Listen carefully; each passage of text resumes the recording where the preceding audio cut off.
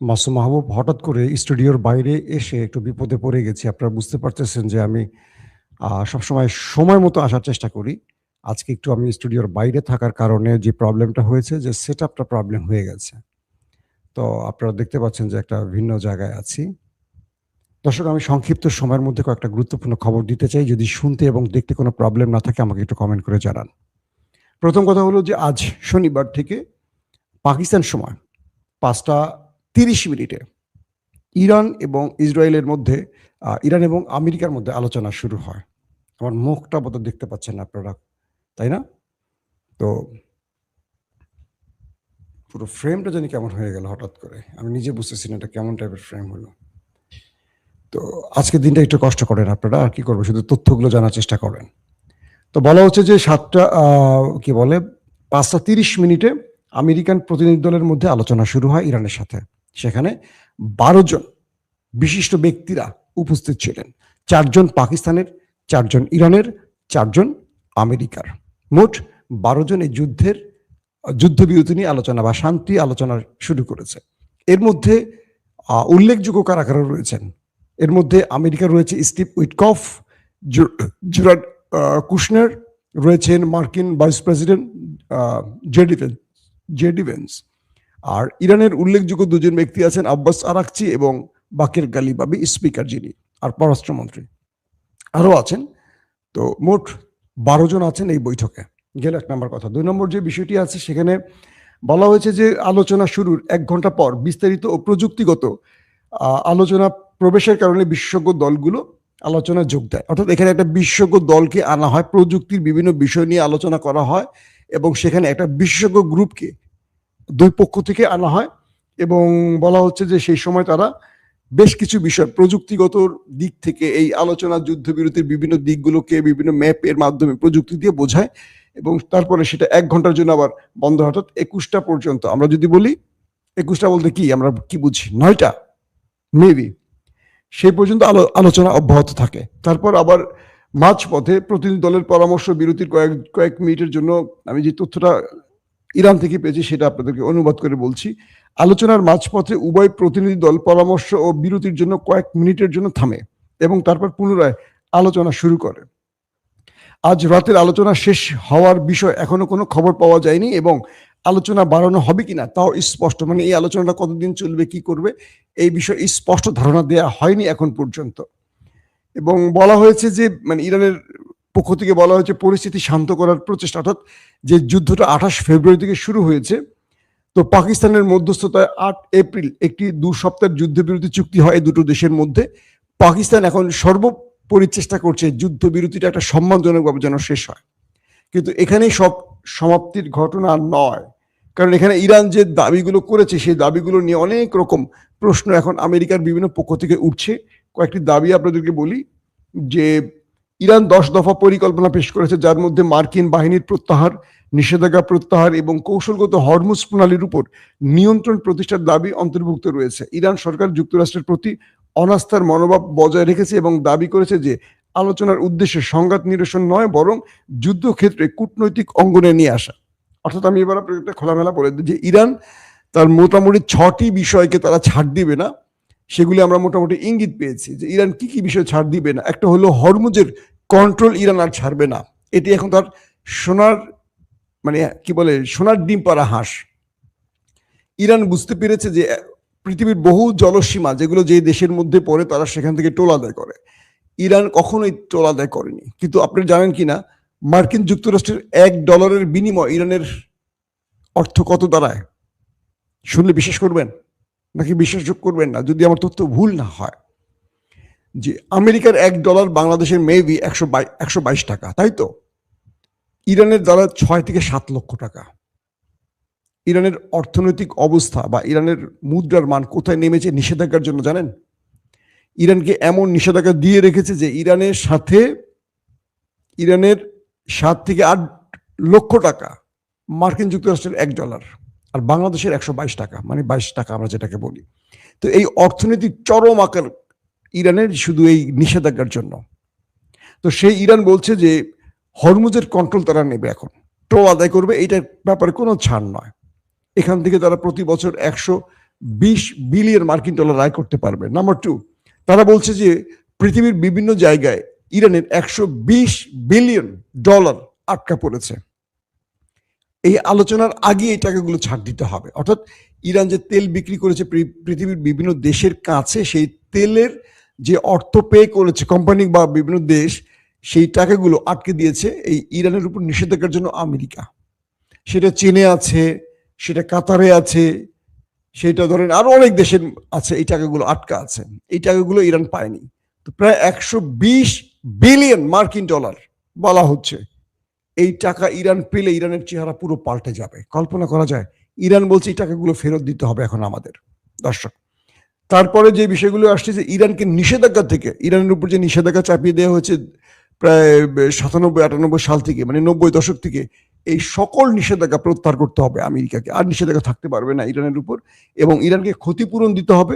পাশাপাশি স্থায়ী যুদ্ধ বন্ধ, ইরানকে মন চাইলে আবার যুদ্ধ করবে, এইরকম কোনো সুযোগ আর দেয়া যাবে না আমেরিকাকে। যে ইরানের উপর আপনি চাইলেই, ইসরায়েল চাইলে এটা অ্যাটাক করে বসবে, এগুলো কোনোভাবে আর মানবে না। আমেরিকার দাবি খুব বেশি না, আমেরিকার দাবি এরকমই, ইরানকে নিউক্লিয়ার শক্তিশালী, মানে নিউক্লিয়ার বোমা বানাতে দেবে না, ইরানের ইউরেনিয়াম আমেরিকার হাতে দিতে হবে, ব্যালিস্টিক প্রোগ্রাম যেগুলো মেরে ইসরায়েলকে তামা করেছে সেগুলো রেঞ্জ কমাতে হবে। বানাক, কিন্তু রেঞ্জ ইসরায়েল পর্যন্ত যাবে না। আমেরিকার টার্গেট হলো ইসরায়েলকে রক্ষা করা। তুমি লাগলে সৌদি আরবকে মেরে ফেলো, আপত্তি নেই, বাহরাইনকে মেরে ফেলো, আপত্তি নেই, ইসরায়েলকে মারতে পারবে না। তার মানে তোমার রেঞ্জ 1000 কিলোমিটারের নিচে আনতে হবে। এইরকম কিছু দাবি হলো আমেরিকার। দর্শক, তো এই পরিস্থিতিতে এখন দেখেন, আজকের আরো কিছু গুরুত্বপূর্ণ কথা বলি, কারণ এই বৈঠকটির এখন সমাপ্তি হয়নি। আমি খুব চেষ্টা করছিলাম ভিতর থেকে তথ্য বের করার। বলা হচ্ছে 12 জন ব্যক্তির বাইরে কেউ কিছু জানে না।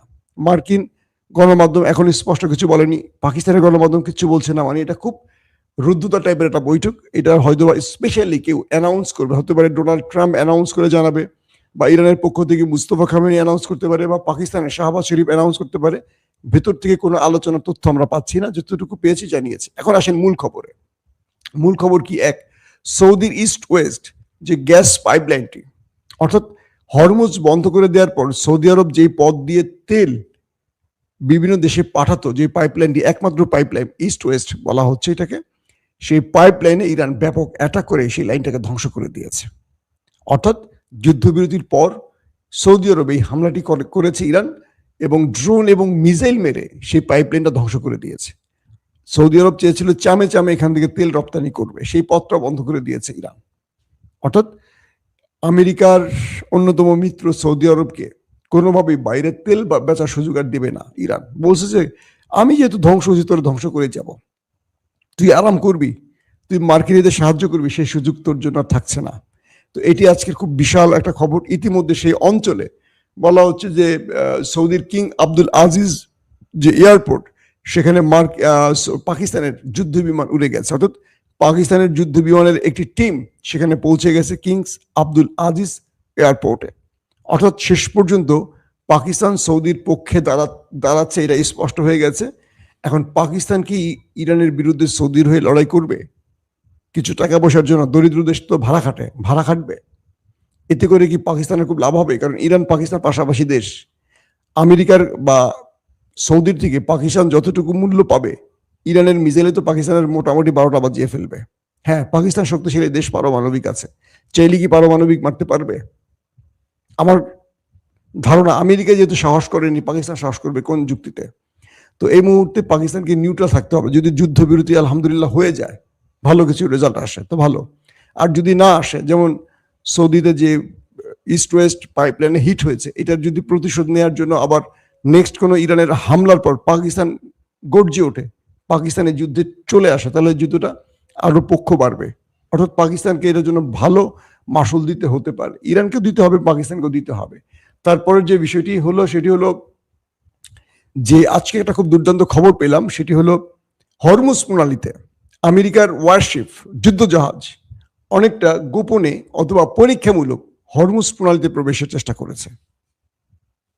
তো আমেরিকা যখন পাকিস্তানে আলোচনার টেবিলে হরমুজ প্রণালীতে কি করে মার্কিন যুদ্ধজাহাজ এলো, ইরান যখন জানলো যে মার্কিন যুদ্ধজাহাজ আসছে, তখন ইরান সঙ্গে সঙ্গে সেখান থেকে তথ্য জানালো পাকিস্তানে যারা এই আলোচনার টেবিলে বসতেন বাকের গালিবাফ এবং আব্বাস আরাকচির কাছে, যে আমেরিকা উদ্দেশ্য প্রণোদিতভাবে হরমুজ প্রণালীতে তাদের ওয়ারশিপ যুদ্ধজাহাজ পাঠিয়েছে, আমরা 30 মিনিটের মধ্যে সেই জাহাজ উড়িয়ে দেব। কে বলছে?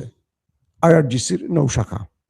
যদি আমেরিকা তার জাহাজ নিয়ে 30 মিনিটের মধ্যে মোড় ঘুরে এখান থেকে পালিয়ে না যায়, 30 মিনিটের পরে জাহাজ থাকবে না, এটা ডুবে যাবে, ক্রুরা সব শেষ হয়ে যাবে। সঙ্গে সঙ্গে আব্বাস আরাকচি, বাকের গালিবাফ যারা এখন পাকিস্তানে আছেন, তারা আমেরিকার যে টিমটি এখন শান্তি চুক্তির আলোচনায় বসছেন, তাদেরকে জানিয়ে দিয়েছে যে আপনাদের যুদ্ধ জাহাজ হরমুজ প্রণালীতে কি করছে। 30 মিনিট সময় আমাকে আইআরডিসি দিচ্ছে, জাহাজকে এখনই ভাগতে বলে, নাহলে খেয়ে দিবে। আমেরিকার গণমাধ্যম কি বলল? ইরানের হরমুজ প্রণালীতে ঢুকে পড়েছে আমেরিকার জাহাজ। আসলে মিথ্যা খবর। সত্য খবর কি জানেন? ইরান যখন 30 মিনিটের সময় দিয়েছে, ওই 30 মিনিটের মধ্যে মার্কিন জাহাজ মোড় ঘুরে উঠে পড়ে পালাইছে হরমুজ প্রণালী থেকে। বুঝতে পারছেন? একদম হরমুজ প্রণালীতে গিয়েছিল একটা ক্ষেত্র তৈরি করতে, যে ওরা ঢুকবে, ইরান মিসাইল মারবে, তারপর ইসরায়েল খুশি হয়ে বলবে আমেরিকার উপর তো ইরান হামলা করেছে, আর যুদ্ধবিরতি চলবে না। কিন্তু ইরান ধৈর্য ধারণ করছে, কন্ট্রোল রুমে জানাইছে, পাকিস্তানের আলোচনার টেবিলে এসে সেখান থেকে জাহাজকে সরে যেতে বলা হয়েছে, যারা ইরানের ভয় চলে গেছে। ইরান 30 মিনিট পার হলেই হিট করে বসতো, তাদের পুরো মিসাইল এবং ড্রোন রেডি ছিল, জাস্ট নির্দেশ আসতো, হিট করে বসতো। গেল একটি খবর। এই মুহূর্তে ইরান সবচেয়ে চমকপ্রদ একটা খেলা খেলছে, কি জানেন? সেটি হলো হরমুজ প্রণালী। এটা ইরানের জন্য সবচেয়ে বড় নিউক্লিয়ার হয়ে গেছে। ইরান সিদ্ধান্ত নিয়েছে হরমুজ প্রণালী দিয়ে তারা এখন তাদের সকল অতীতের ক্ষতি পুষিয়ে নেবে। কিভাবে? যেটা বললাম যে মার্কিন ডলারের $1 সমান ইরানের 6-7 লক্ষ টাকা। তো ইরান এখন বলছে, যে আগে বলছিল কি তারা, যে এখান থেকে তেল বিক্রি করতে হলে ইউয়ানে, চীনের অর্থ ব্যবস্থা যেটাকে বলে ইউয়ান, সেখানে কিনতে হবে। ইরান বলছে যে না, এখন সেই সিদ্ধান্ত নাই, এখন আপনারা কিনবেন ডলারে। কিভাবে? যখন আপনি তেল নেবেন, ইরান থেকে নেন বা যেখান থেকে নেন, আপনাকে পে করতে হবে, বা আপনি টোল দেন, আপনাকে পে করতে হবে। কিভাবে? আমাকে ডলার দিবেন, আমি আপনাকে ইরানি কারেন্সি দিব। অর্থাৎ ইরানে মার্কিন ডলারের সংকট, আর ইরানের কারেন্সির ভ্যালুলেস হয়ে গেছে। তো এখন ওরা প্ল্যান করছে যে জাহাজগুলো এসে $2 মিলিয়ন দিবে, মানে $20 লক্ষ দেবে। এই 20 লক্ষ টাকা, $20 লক্ষ দেবে কিসে? ডলারে, ইরানকে। বিনিময় ইরানের বস্তা বইরা না, জাহাজ বইরা কারেন্সি কিনতে হবে। এতে করে ইরানের কারেন্সির ভ্যালু বেড়ে যাবে, আর ডলার আস্তে আস্তে ইরানের কাছে বাড়বে। আমি কি বুঝতে পারছি আপনাদেরকে? যারা একটু অর্থনীতি বুঝেন তারা হয়তো আমার চেয়ে ভালো বুঝবেন। অর্থাৎ ইরানের যে কারেন্সির মান কমে গেছে, $1 সমান আর 6-7 লাখ টাকা ধরেন, তথ্য কিছুটা কিঞ্চিত এদিক ওদিক হতে পারে। আমি ইরানের একজনের সাথে কথা বলে কারেন্সির মানটা জানার চেষ্টা করছি, সেই হিসাবে বললাম, যদি ভুল না হয়। তো ইরান এখন কি করবে? তার দেশের ডলার সংকট আছে, আমেরিকা ডলার নিষেধাজ্ঞা, তাদের উপর নিষেধাজ্ঞা দিয়ে রাখছে। এখন যে জাহাজগুলো যাবে $20 লক্ষ দিবে, এই $20 লক্ষ দিবে কাকে? ইরানকে ডলার। তার মানে ইরানে ঢুকে গেল $20 লক্ষ। বিনিময় ইরান থেকে তারা ইরানি কারেন্সি কিনবে, এই টাকা দিয়ে পে করবে ইরানি টাকায়। এতে করে ইরানের টাকা, মানে ইরানের মান, অর্থনীতির বা যেটাকে বলি কারেন্সির মান বেড়ে যাবে। পাশাপাশি ইরান কি বলছে, শুধু ডলার নয়, তুমি ইউরোতে কিনবা, যারা ইউরোপের দেশ, আমি ইউরো নেব। তুমি পাউন্ডে কিনবা, আমি ব্রিটিশ পাউন্ড নেব। তুমি যদি ইউয়ানে কিনো, আমার ডলার নিয়ে ইউয়ান দিয়ে কিনো।